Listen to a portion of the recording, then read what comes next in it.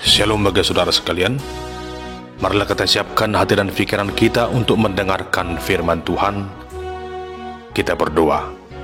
Damai sejahtera Allah yang melampaui segala akal, itulah yang memelihara hati dan pikiranmu di dalam Kristus Yesus Tuhan kita.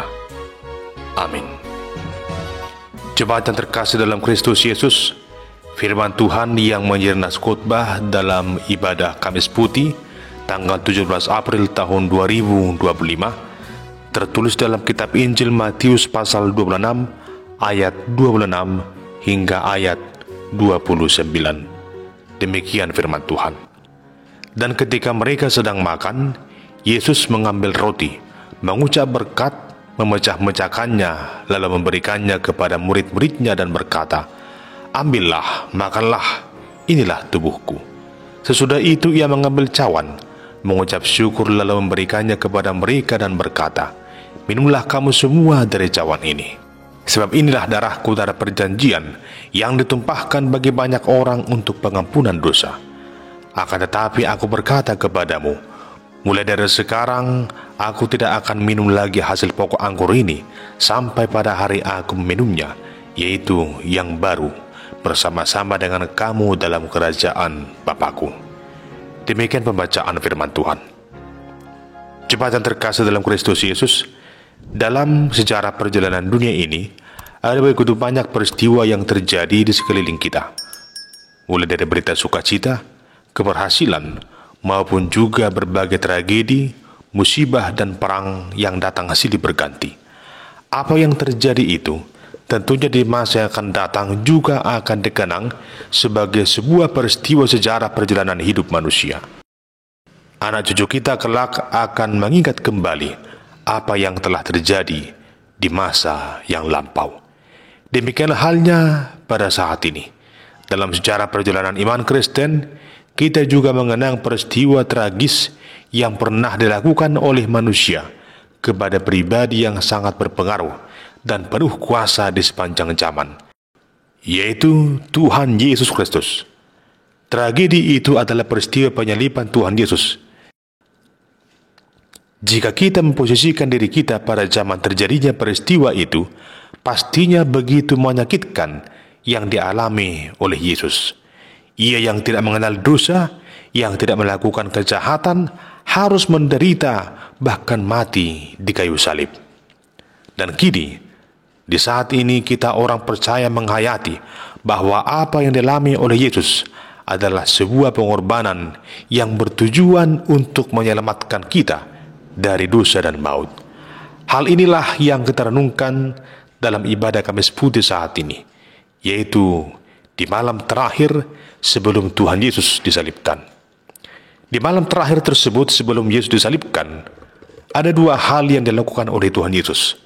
Yang pertama adalah membasuh kaki para murid, dan yang kedua adalah mengadakan perjamuan malam bersama murid-muridnya. Adapun hal yang dipaparkan dalam nas khotbah di Kamis Putih ini adalah tentang perjamuan malam yang dilakukan Tuhan Yesus bersama para muridnya. Saudara terkasih, pada malam yang terakhir itu, Tuhan Yesus duduk bersama dengan para muridnya dan menyampaikan kerinduannya untuk makan Paskah bersama para muridnya. Yesus sangat mengerti bahwa dia akan menderita. Untuk itu, dia ingin sekali makan Paskah bersama murid-muridnya. Saat itu adalah saat yang terakhir bagi Yesus untuk duduk dan makan bersama para muridnya sebelum ia disalibkan. Lalu kemudian dikatakan dalam ayat 26, "Dan ketika mereka sedang makan, Yesus mengambil roti, mengucap berkat, memecah-mecahkannya, lalu memberikannya kepada murid-muridnya dan berkata, 'Ambillah, makanlah, inilah tubuhku.'" Adapun roti yang diberikan Yesus kepada para muridnya adalah simbol dari tubuhnya yang dipecahkan. Di saat itu, Yesus hendak menjelaskan kepada para muridnya bahwa tubuhnya yang satu itu akan dipecahkan atau dihancurkan. Namun Dia telah rela supaya kita manusia yang telah berdosa ini beroleh pengampunan dan keselamatan. Setelah itu Yesus mengambil cawan, mengucap syukur lalu memberikannya kepada mereka dan berkata, "Minumlah kamu semua dari cawan ini. Cawan ini berbicara tentang darah Yesus yang tertumpah bagi kita. Sebab memang benar bahwa darah Yesus memberikan pengampunan dosa bagi manusia. Jadi di saat kita minum anggur dari cawan itu, kita meyakini bahwa dosa-dosa kita sudah diampuni Yesus. Maka di saat kita pulang, kita tidak akan lagi selalu dilingkupi rasa bersalah dalam kehidupan ini. Oleh karena Yesus telah mengampuni dosa-dosa kita, itu sebabnya kita harus bersyukur dan berterima kasih kepadanya untuk setiap pengorbanannya lewat tubuh dan darahnya yang telah Ia curahkan itu, agar kita beroleh pengampunan dan keselamatan yang kekal. Lalu dalam bagian terakhir dikatakan, "Akan tetapi aku berkata kepadamu, mulai dari sekarang aku tidak akan minum lagi hasil pokok anggur ini sampai pada hari aku meminumnya, yaitu yang baru bersama-sama dengan kamu dalam kerajaan Bapa-Ku." Jemaat yang dikasihi Kristus, firman Tuhan saat ini menceritakan tentang perjamuan Paskah yang dilakukan oleh Tuhan Yesus bersama dengan para murid-Nya. Dari kisah tersebut, kita dapat memetik 3 pelajaran. Yang pertama, Tuhan Yesus menyebut roti yang dipecahkan sebagai tubuhnya yang diserahkan dan anggur sebagai darahnya yang ditumpahkan bagi banyak orang untuk pengampunan dosa. Dengan demikian, Tuhan Yesus mendeklarasikan dirinya sebagai anak domba Allah yang dikorbankan. Kedua, sama seperti pengorbanan anak domba di perjanjian lama yang telah menciptakan bangsa Israel baru yang merdeka dari perbudakan di Mesir, demikian juga pengorbanan anak domba Allah yang menciptakan suatu bangsa rohani yang baru yang merdeka dari perbudakan dosa. Lalu yang ketiga, Tuhan Yesus berjanji kepada para murid-Nya untuk mengadakan perjamuan bersama dalam kerajaan Bapa di surga. Janji itu menginformasikan bahwa perjamuan kudus yang kita adakan pada masa kini sebagai peringatan akan pengorbanan Kristus yang memiliki relevansi akan kehidupan yang kekal. Perjamuan kudus mengingatkan kita bahwa kelak kita juga akan menikmati kehidupan kekal di dalam kerajaan Allah. Saudara terkasih, apa yang telah diperbuat Tuhan Yesus di kemudian hari diteruskan oleh gereja hingga pada masa kini, yang dikenal dengan sakramen perjamuan kudus yang bertujuan untuk mengenang pengorbanan Yesus bagi kita sekaligus jalan pengampunan dosa bagi kita. Lalu yang menjadi pertanyaan, bagaimana sikap jemaat dikala menerima perjamuan kudus itu? Apakah orang yang menerima perjamuan kudus telah benar-benar menghayatinya sebagai suatu sakramen yang kudus yang mengingatkan akan pengorbanan Yesus di kayu salib sekaligus peneguhan bahwa dosa-dosa kita diampuni oleh Yesus? Kiranya hal itu benar-benar dapat dimaknai dengan sungguh. Jauhlah kiranya dari kita suatu karakter yang hanya menganggap perjamuan kudus sebagai formalitas. Alangkah begitu baiknya jika setiap orang percaya sungguh-sungguh menghayati perjamuan kudus sebagai sarana untuk bersyukur atas pengorbanan Kristus yang sekaligus menghantarkan setiap orang dalam hidup yang kudus.